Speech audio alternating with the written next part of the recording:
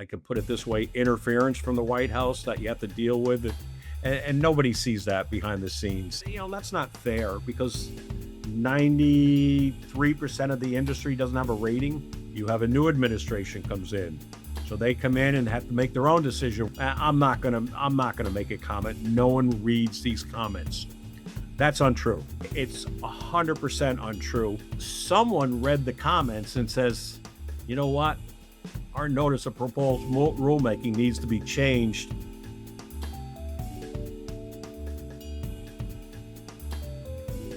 Welcome to Freight Beat, a podcast from the Transportation Intermediaries Association. I'm Patrick. And I'm Merritt.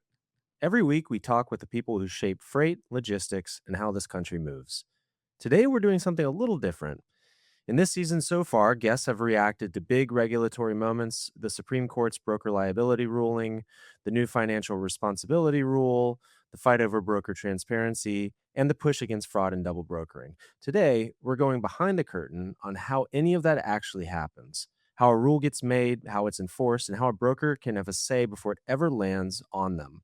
Very few people can walk us through that, but today is our lucky day because our guest helped run it. Our guest today is Jack Van Steenburg. For 15 years, Jack was at the Federal Motor Carrier Safety Administration, FMCSA, and by the end, he was an executive director and chief safety officer, the highest-ranking career employee at the agency. He ran the day-to-day of the whole operation, safety, enforcement, registration, licensing, and rulemaking. Quite a bit of work there. Before that, he spent 25 years with the New York State Police and served as president of the Commercial Vehicle Safety Alliance. Today, he runs his own consulting firm, working with carriers, attorneys, insurers, and brokers. Jack, welcome to Freight Beat. Thanks, Merritt, and thanks, Patrick, for inviting me. Of course, yeah, great to have you. So you were the first person to really hold the title of executive director at the FMCSA, and you were the top career official, not a political appointee. What does that seat let you see about how the agency operates that maybe someone from the outside doesn't get a chance to see? Well, as the executive director, I had oversight over all the operations at FMCSA. I worked very closely with the administrator, and quite frankly, day to day with the administrator, and if we had one, the deputy administrator. I worked closely with the Office of the Secretary of Transportation, and at that time it was Secretary Pete Buttigieg, and the Deputy Secretary was Polly Trottenberg. So I worked closely with the Secretary's office on all operations, and I worked directly with the White House on a regular basis. What people don't see is that there's a lot of collaboration. I could put it this way, interference from the White House that you have to deal with. And nobody sees that behind the scenes. And it's one of the unique things I see. I hear about things. I see things from the field level, and I see things from the political level too. And I try to all deflect that political level interference from the people who are doing the real work at FMCSA. So, for our audience, obviously, it's mainly brokers. Where do brokers fit in the world of the FMCSA? I mean, carriers and drivers are obviously kind of the center of the safety mission. It's a safety administration. So there are definitely misconceptions, I would say, are kind of out there. But how does the FMCSA actually think about brokers and 3PLs? Well, I'll go back a little. I'll go back a ways, and since when I went to FMCSA, one of the first people I met and dealt with was Chris Burrows. Chris was very involved, very engaged with FMCSA, and I remember Chris from day one. He's saying, "Provide us with the tools so we can use the right brokers match the right brokers with the right carriers. We want something that FMCSA has that show us who are the safe motor carriers." And Chris was adamant about that for years and years and years. And then as he became president and CEO, I was already gone. But before I left, Chris was saying, when are you going to start doing some enforcement on brokers that aren't playing by the rules? Double brokering, no financial security on file. And So where it fits, and I know Chris and I didn't see eye to eye, but we saw respect from each other. I had to prioritize motor carriers that presented risk to the public. And my feelings on that was that unsafe motor carriers can cause property damage, injury, or unfortunately fatalities where brokers, it's a financial situation as far as I was concerned. And a lot of these regulations that are in place on brokers, to me, are antiquated. And I think Chris agrees with that. And I think that's one of the pushes, he was making for their petition that they sent in back in, 2021, that these are old rules that came from the ICC. So it wasn't, to me, the enforcement of broker violations wasn't a priority to me at the time. And then, because number one, we didn't have the resources. But right when I left, we got the bipartisan infrastructure law came into play, and we had extra funding to hire investigators or teams to invest and look at brokers. So I know right when I left in 23, May of 23, Daryl Rubin happened to be the associate administrator for safety. He put a team together to start investigating brokers. So it became a little bit, when we had the extra funding, it became a little bit more priority at FMCSA. So let's kind of talk a bit about process, right? Because FMCSA creates a lot of rules, but a lot of people don't really understand how that process kind of moves forward, right? So can you talk us through just a bit about the step by step process of what it takes from when someone decides a rule must be made to when it gets enacted? And kind of as a corollary to that, why does it take so long sometimes? Well, it's a painstaking process, and I'll try to explain it as simple as I can. Quite frankly, I'm a simple person. I'm not technical. I'm not, you know, an expert on these things, but the rulemaking I got pretty good at. And FMCSA is assigned or has to do a lot of rulemakings, and I'll tell you where they come from. MAP 21, FMCSA was told through statute, through the authorization, to do 35 rulemakings. If you look, you'll see FMCSA that has a history of maybe 12 to 15 rulemakings a year, and that's not final rule. That's, could be NPRM, it could be advanced notice of proposed rulemaking. It's not final.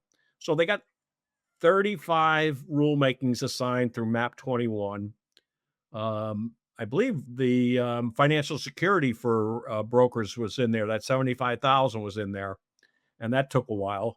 And then it came the FAST Act. There was 20 rulemakings that FMCSA was assigned, and and the bipartisan infrastructure law. Not too many were signed, but there was also legislation that required FMCSA to do advance notice of proposed rulemaking um, for any type of regulations that was going to be significant, and significant basically for OMB, the Office of Manager Budget's over $100 million. So if FM, like, I'll use the broker transparency rule. FMCSA did not do an advance notice of proposed rulemaking for that. Um, it was a priority of the Buttigieg administration to do that. So they went out and did it. Well, first it started with petitions. I mean, so OIDA petitioned that broker transparent be elevated, that brokers have to show the motor carriers are using, the freight charges, basically, what the costs are for the broker, what the costs are for the shipper.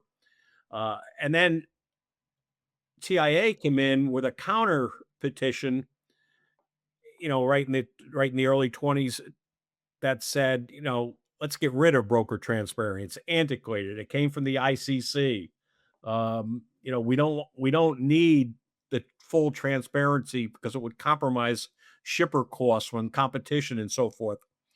Uh, so you had to evaluate both petitions, and they were counter to each other. So that took a while. And then you got to get, somebody to sign off on, okay, what route are we going to go? Are we going to accept TIAs, or are we going to accept OIDAs?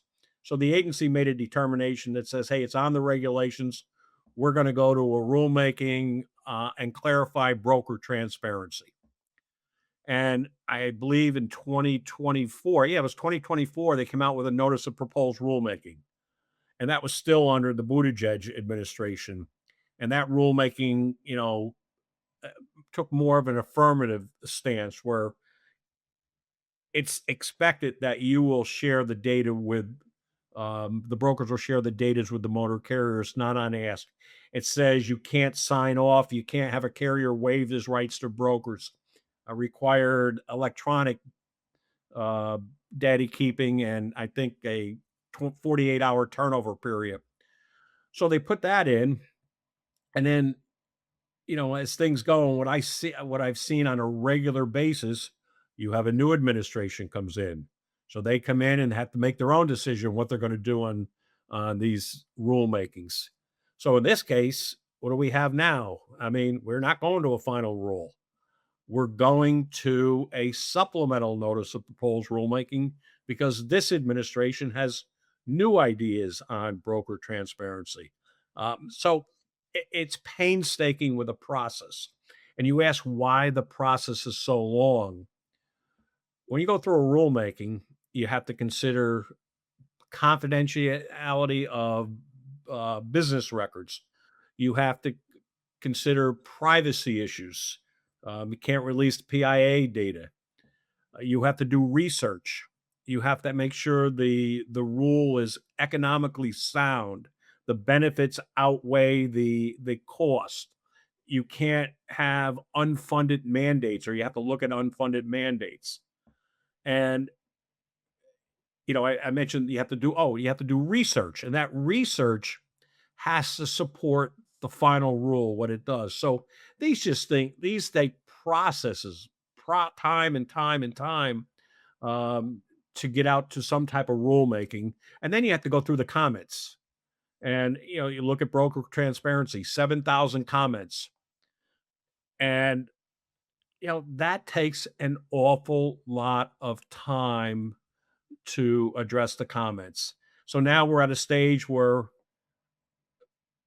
since the petitions started in 2020 or 2020, you're 6 years later, you still don't have a final rule, and it doesn't look like you're going to get a final rule for a while, with the supplemental notice of proposed rulemaking. So nothing's going to happen. And it in this case, I don't know when you're going to see a final rule. I just can't predict it. So So, out of curiosity, I mean, you talked about this revolving door, priorities kind of changing, new people coming in, things. I think you said in your last two terms when you talked to us earlier, there were 9 different uh, uh, administrators during that time. So, with all of that turnover, I'm just curious why the turnover can be so abrupt and happen so quickly, and how brokers can keep, or just anybody, keep their foot in the door so that when priorities do shift, they don't shift so much so that something that was close and just about to get some real traction is dropped down to the bottom of the list again. What can you do? So you're correct with the different administrations or administrators. So me as the chief safety officer, I was the highest career person. And then at the time, DOT wanted to add an executive director. So, I mean, quite frankly, I was doing the executive director role as chief safety officer. So, I had to go through a process, and they made me the executive director. But when every new administrator comes in, and I mentioned you said 9. I mentioned 9 at one point. If I counted them over my career, it was probably about 15. So one a year, basically. And that's either a new administrator appointed, an acting deputy administrator, or the chief safety officer as acting when no one's in place, or it could be the chief counsel. So, they all come in with good intentions. They want to do the best thing. They answer to the Secretary of Transportation. And I'll talk about the last administration. Um, the Secretary of Transportation had his priorities, And let me tell you, I'll be upfront, they weren't Federal Motor Carrier Safety Administration. It's just that was the last thing on his mind. He may have talked the talk, but it was not FMCSA, and obviously it wasn't brokers. But you have to get an administrator up to speed. The administrator wants to know the rules or the priorities of the agency, and you prepare a briefing book for the new administrator. They want to know who your partners are, and they want to meet every single partner. And then every partner, every association wants to meet that new administrator. So, in my position and at the senior level, every single week we're meeting with groups, and it gets monotonous after a while. And then a year later, you get another change. Someone, in our case, Administrator Zoshi, Mirazoshi, she resigned, and they bring in Robin Hutchinson. And Robin was great to work for, and so was Mira. But Robin's got to go through the same process. We have to go meet all the associations again. I hear the same stuff, and the new administrator has to listen or has to try to keep or learn that. And so it's a process. And you just look at things like CSA. They've been wanting to change CSA to a better program for the last 3 years, 4 years, maybe 5 years. And no administrator's made a decision on CSA. So it just languishes out there. So, and then they come in with different priorities. The administration comes in with different priorities. This administration's more business friendly, I would say. And then, the last administration, they had the National Roadway Safety Strategy, and they were big on DIA, diversity, equity, and equality. And I get it, but that sure as heck isn't going to save lives. I can tell you that. So their priority, were different under the last administration. And for someone at my level, it's tough. And I see no progress being made because of the changes of administrations.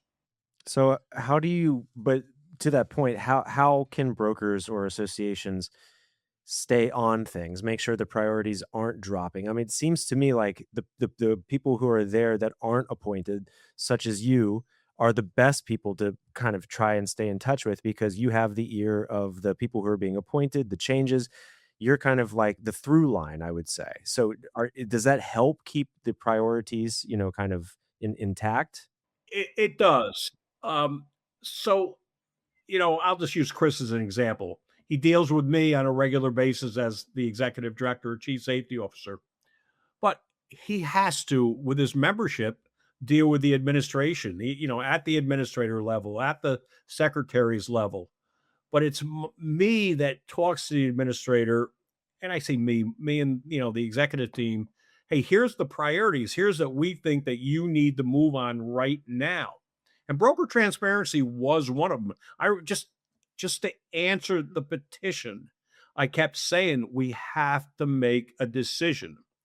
And a lot of times, depending on the administration, these decisions, most of them to me should be made by the administrator, but they go upstairs, and I say upstairs to the secretary's level, and goes through another round of reviews that some of these people upstairs don't have a clue, and they just have to weigh in on something. And there's no reason for the secretary's office to get involved in some of these rulemakings. I mean, there's no reason. The only reason is political, but politicals, sometimes it just gets in the way. So how can the association stay on top of that? Is continually meet with us. They have to meet with their congressional committee and go, hey, FMCSA's had this thing for 4 years now. We don't have any progress. So they have to keep that momentum up with their congressional delegations that they deal with on the committees, with the career staff at FMCSA, because the career staff, like I said, is the one that pushes the administrator in the direction where we think it should go. This episode of Freight Beat is brought to you in part by the TIA merch store. Want to look as good as me and Patrick? Have I got the place for you? From hats to t-shirts, backpacks, golf bags, water bottles, and more, The TIA merch store is your one-stop shop to fly the TIA flag. Share your support of the brokerage industry and the hard work the TIA does, and do it fashionably. Visit TIAmerch.com and see what's available. I wanted to ask a bit more about the kind of commenting process, but I'm just curious. You saw it happen a bunch of times. What is the typical timeline for a new administrator coming in and them kind of getting everything under their belt, then they can start moving things forward again? Is it like a matter of months? Is it I don't know. What does it look like? I say a year. I mean, so they're gonna knock off a couple freebies, rulemakings that are on they're non-controversial. They got something done that way. But it's 1 year to me on the average for them to feel fully comfortable on what FMCSA does, what's the rulemaking process, uh, and some of these things like hours of service. Congress sat down and says you need to change the hours of service. You will change it, or you're not getting funding. So that became a priority. And then one of the questions we had, I've seen all the time is, I'm not gonna make a comment. No one reads these comments. That's untrue. I mean, it's 100% untrue. And it took me a while to figure out how they do that. I mean, how do you read 7,000 comments? Well, every rulemaking has a rulemaking lead, and that lead answers to basically Larry Minor in the Office of Policy. And Larry has staff, under him as well. But every rulemaking lead, they have a contractor that assists on rulemaking. They read all, and in this case, I'm using broker transparency again, 7,000 comments. They read every one of them, but they categorize it. And sometimes you get people have form letters. This rulemaking bites. This rulemaking is a piece of, you put them aside. They're not substantive. They're not worthwhile. So you put them into the file over to the right and go, hey, out of 7,000, we got 1,000 form letters that say the same thing. We don't like this rulemaking. Don't do it, blah, blah, blah. But then you categorize these rulemaking and, so they're reading every one of them. And some of them they submit research and data. You put that into one category. Someone may say electronic versus paper. You'll put them in one category. Someone may say tied into the old ICC and being antiquated. You put that into a category. So you're categorizing all these comments, and you and then when you come out and do in this case, it was the notice of proposed rulemaking. You categorize those, and when you see the notice of proposed rulemaking, you'll see the comments in there. You'll see the categories of these comments, and FMCSA responds to every one of those within their rulemaking for the most part, but they read everyone. So to the non-believers out there, those comments make a difference.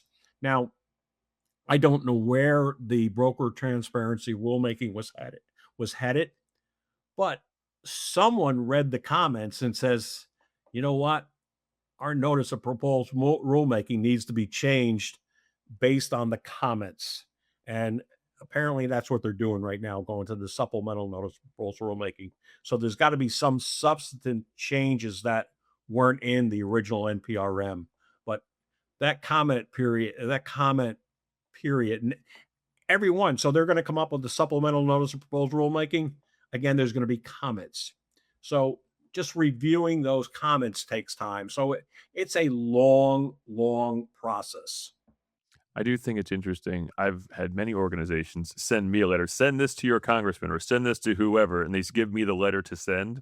And you're kind of saying that if you just send that form letter that doesn't really have any personalization or, substance to it, that often will get maybe shunted to the side a little bit. I do find that kind of interesting. Well, the form letter, I mean, I've seen form letters I've seen form letters. Jack Van Steenburg, a motor carrier, ABC, do not think the broker transparency rule is good. As simple as that. There's nothing substantive in that comment. You put them aside. So, Okay. but if You the, know, if the form letters has something concrete that, hey, it makes sense. Hey, I, Jack Van Steenburg of ABC Carrier, um, do not like the electronic requirement in broker transparency because it's going to cost me extra money that's taken out of my overhead, and I can't use it for safety. Then there's a little more substance in that comment. Gotcha. so as far as being part of this, the rulemaking process, it sounds like, comments for anybody out there, you've dispelled the myth that they're not read, which is great. But as far as other things that folks can do, I mean, there's advisory committees, petitions for a rule, working through an association. What can give a broker more leverage? Are there any other ways that they can be kind of involved in the process and make their voice heard? Well, here's one, and I'll give you an example. Safety fitness determination, and currently the rules antiquated. It's old. It's I don't think reflective of a motor carrier's operation today. It can be, but it may not be. Um, and I've advocated, and I know Chris has asked for a list of high risk carriers. Make that public. But if you go to a safety fitness determination rule that has substance, that is a true reflection of how a motor carrier operates today based on day to day operations, what I've advocated for was go to a negotiated rulemaking. And that's where you bring in interested parties together.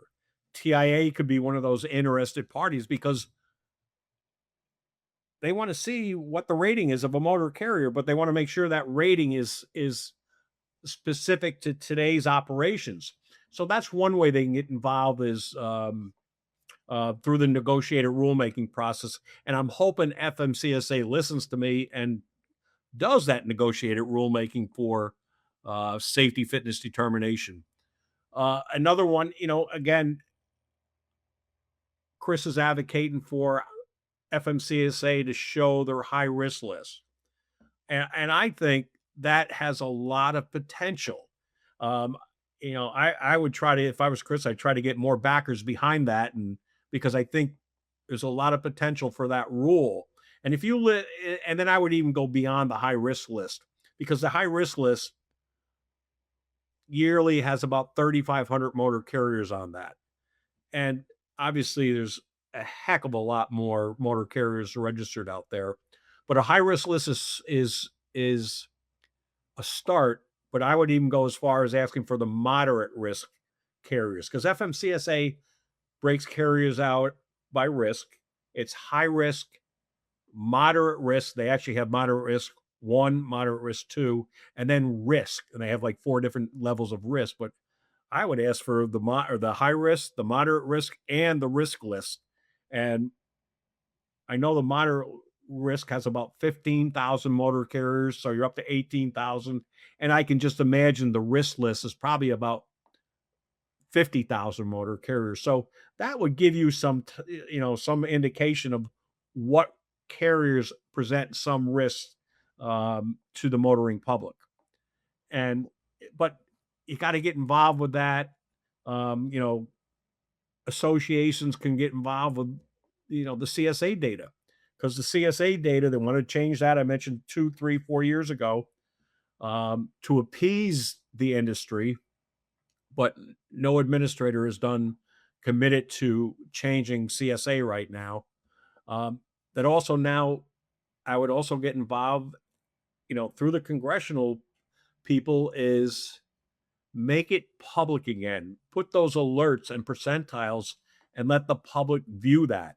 And that would help brokers a lot, especially in light of the Montgomery Cabrib Supreme Court decision. But brokers don't have those tools right now. So I would ask for some transparency about CSA data and make that available again to the public. I know Congress shut it down, I think under the FAST Act, but let's open it up. What is, I guess, visible or available to brokers in that CSA data? Because you mentioned a lot of stuff in there about badges or labels of high risk, satisfactory is another one, right? But like, what are they actually seeing where they can make these judgments when they're selecting carriers? So CSA, and this is true. CSA was created for the agency as an internal tool to evaluate risk, to make their assignments on compliance reviews. But it turned into a lot more, and it was a good thing. I mean, hey, if I'm a carrier out there and I see an alert under my unsafe driving, and I go, geez, I don't want the public to see that. I don't want my shippers to see that. I'm going to do something about it. So it started turning into a tool for shippers, brokers, and then they took that away. So, and there was flaws with the CSA system. Don't get me wrong, and I admitted that. Uh, but today, I mean, so and obviously they changed the system now using Motus. And that's another story. But what's available today, and this is what I would use for starters. I would use the out of service rates on vehicle out of service rates, driver out of service rates, and see where the out of service rates of motor carriers are to the average. I think for vehicle right now, the average out of service rate's 22%.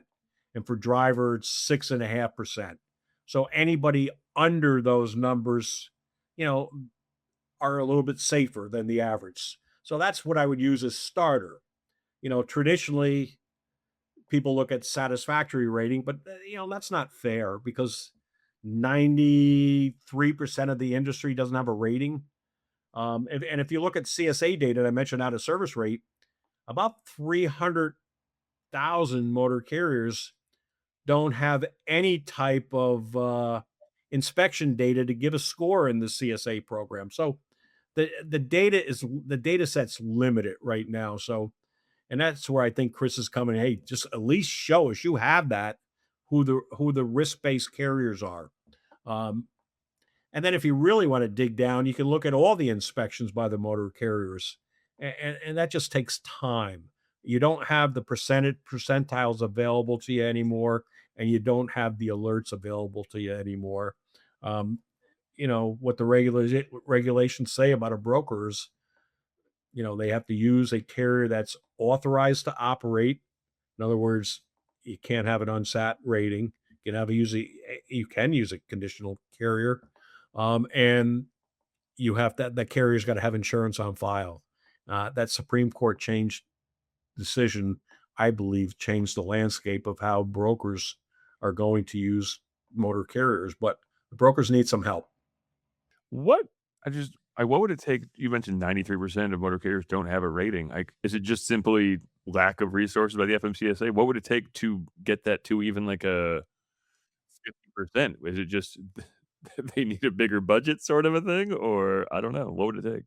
Yeah, and here's what I'm saying. I mentioned that safety fitness determination process earlier, where I recommend the negotiated rulemaking team. And the safety fitness that's where the safety fitness determinations where a carrier is either satisfactory, conditional, or unsatisfactory. And then anybody that doesn't have a compliance review is not rated. So, you could get a satisfactory rating 10 years ago and be satisfactory. Like I said, you could have high out of service rates, but you're still satisfactory. So the process is antiquated.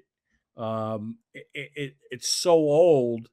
They're only given their FMCSA is only doing about 12,000 compliance reviews a year. There's 700,000 registered motor carriers. The numbers just don't add up to do give a rating to all the carriers. Now, I'd like to see the roadside inspections tied into the safety fitness determination. Maybe it would give you more of a true indication of how that carrier operates. And if you keep getting clean inspections, you're a good carrier. And then there's the beyond compliance. It's supposed to be turned into the SMS as well. So the safety fitness determination process just has to be updated. And that way it can reach a lot more carriers, and a lot more carriers can have safety ratings. So that's what I'm looking for. That's what I'm looking for in the safety fitness determination. You'll be able to rate a lot more carriers, thus give brokers more information on the carriers.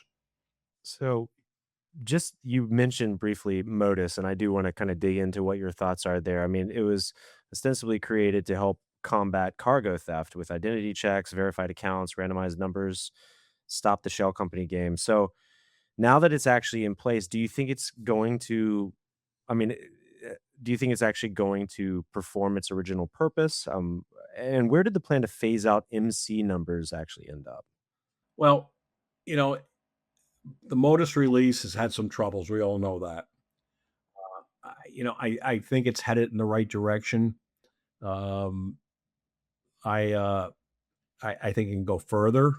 You have the document you provide, and you're scanning the document into the Motus system now when you're filing for operating authority or a DOT number. Um, I'd like to see that document go a little bit farther. That scan of the document go a little bit farther, and check every little detail on that document and compare it to, or on the license, and compare it to what you have on your application.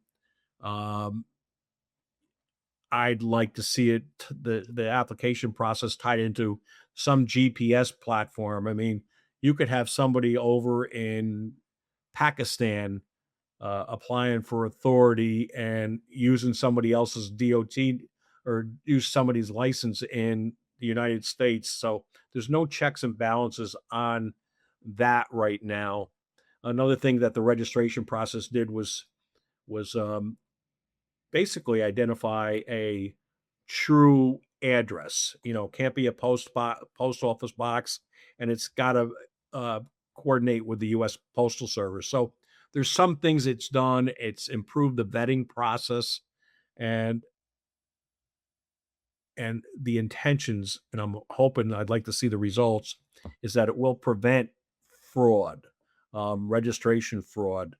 Um, it'll prevent the exchange of DOT numbers, exchange of motor carrier numbers, and that's where you see a lot of the fraud happening.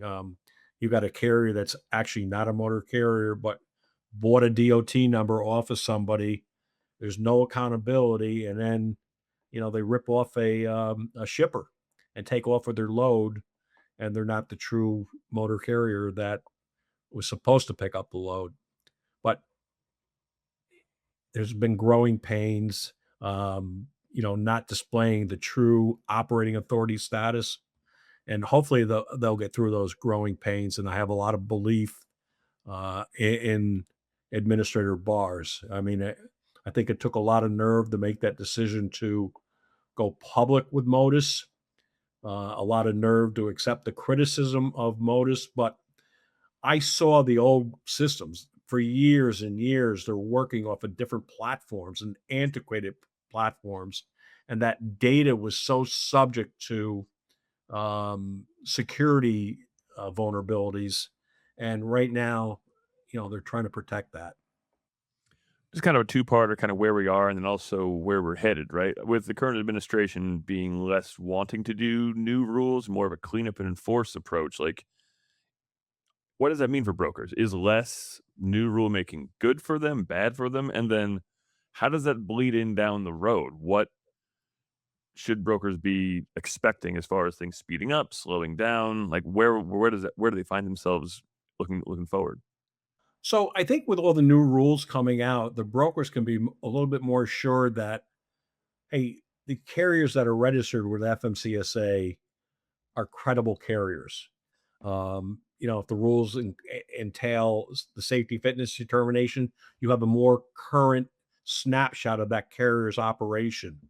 Um, and I think the brokers are going to be a little bit more assured that the driver, the CDL driver, is legitimate, is a true CDL driver, can operate safely on the roadway. And that's what FMCSA is going for, is, They're looking at English language proficiency. They're looking at non-domiciled CDLs. Uh, and they're not all the ones that cause the crashes. I get it. FMCSA is also looking at new entrants. They want to make sure that a new entrant is qualified. You don't wait the 12 months to give them that safety audit. FMCSA is pushing that proficiency new entrant exam right at the time of registration. And that's all going to help the brokers. So the brokers want to be assured that FMCSA is registering safer motor carriers, has safer drivers. And if this administration keeps the momentum going with the CDL rules, um, as the training or entry level driver training, the ELDs, the brokers are going to be a little bit more sure that these motor carriers are a lot safer than what they were in the past. So you talked about a lot of different ways people can get involved, in the rulemaking process with comments, associations developing relationships with folks, but like you. But is there anything else that you would recommend uh, that our members or other associations might do in order to be more a part of the process, a part of the rulemaking process, to kind of remove this kind of barrier as much as possible? Anything else in there that you would recommend? Well, you look at TIA. So the memberships that we dealt with, I say we, I'm still got that FMCSA hat on, but we're dealing with different trucking associations, American trucking associations, the bigger carriers, OIDA, the owner operators. Then there's the National Association of Small Trucking Companies. Then you got, the National Private Truck Council. And then you got the Truckload Carriers Association. Almost every one of them have competing demands. So FMCSA's dealing with different associations at different priorities. And TSA's got to deal with every one of them. They have to deal with, if you look at TIA, they're kind of like us. You're dealing with so many different interests and priorities. So they have to kind of stay not only on top of FMCSA, but they got to have that collaboration with all the other um, uh, trucking industries, and that's how they're going to stay on top of things, is knowing what everybody else wants. And I don't know who the membership is of the motor carrier or the motor carrier the mix act committee, and I don't know if TIA has membership on there or if they applied, but that's one way of staying on top of things, is get involved with these committees, Motor Carrier Safety Advisory Committee. And, TIA's got to stay on top of everything. And, I think they're doing a good job of that right now. And you're starting to see brokers play a little bit prominent role in the direction where FMCSA is going. And I see that with FMCSA wanting to weed out the bad brokers, the double brokering, the brokering fraud. Um, they've done more investigations, but you have 25,000 brokers. Quite frankly, and I know I'm going to get beat up over this, but I wish you could weed out a bunch of brokers. I mean, I don't know how to say that the right way, but they're not all, some of them are just cutthroat. I'll put it that way. And if we can get rid of those brokers that are not playing by the rules, are not fair, don't show integrity, don't pay their drivers or their motor carriers, and that's everything that goes against the code of ethics that TIA has. So I'd like to see FMCSA clean house on the brokers and somehow get that $25,000 or 25,000 number down to maybe 15,000. Similar to what you're doing on the electron or the entry level driver training.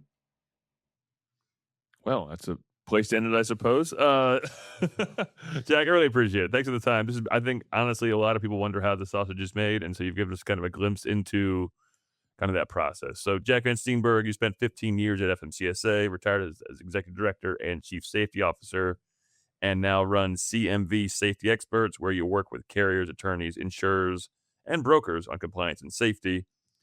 Jack, where can people find you, and what are you working on right now? Well, I'm mainly working with attorneys that are in litigation, either defending motor carriers or being a plaintiff against a motor carrier. And it's interesting work. And I see, and I have a lot of cases involve brokers. Brokers didn't do enough to vet the motor carrier they're using. I probably have about 5 active cases right now that involve brokers. So there's a connection with brokers and motor carriers. So that's where I am. I I'm on LinkedIn if anybody wants to get me. If attorneys want to get me, I don't advertise because I don't need to. Um, and now I'm not saying that it's cocky. It's just I kind of pick and choose who I want to work with. But I still enjoy working with the motor carriers, and it was an honor to speak to you. I appreciate it, and again, that rulemaking process is just painstaking. The change of administrations every year of administrator is painstaking, and it doesn't help promote commercial vehicle safety, broker safety. So, thanks for having me on. No, of course. Again, it's been an absolute pleasure to have you. Thank you once again. And thank you to everyone for once again for listening and watching. This has been Freight Beat for yet another week. Don't forget to rate, review, and subscribe on Spotify and Apple Music. Give us a like and a subscribe on YouTube. And if you need anything else from the TIA, go to tianet.org to find anything you need. For this week, I have been Merritt, I've been Patrick. and you guys have a great one. Thanks.